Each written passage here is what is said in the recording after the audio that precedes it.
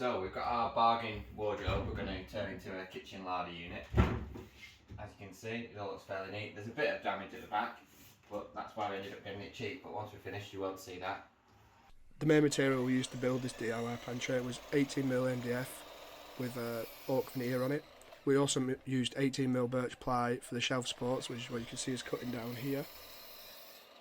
Cut these to length. For the larger shelves we put a support along the back as well, and then just screwed them into the wardrobe.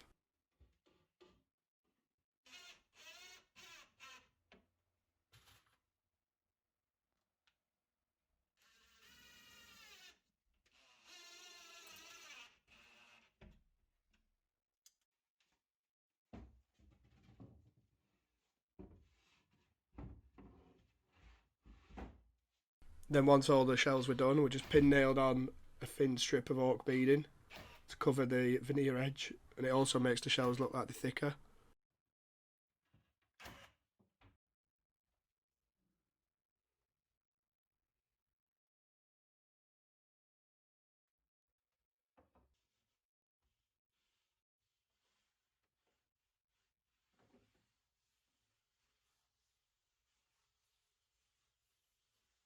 And here's the finished pantry before we put anything in.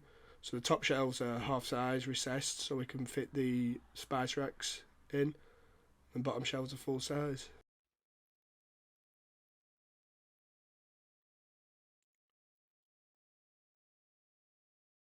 The spice racks are just from IKEA.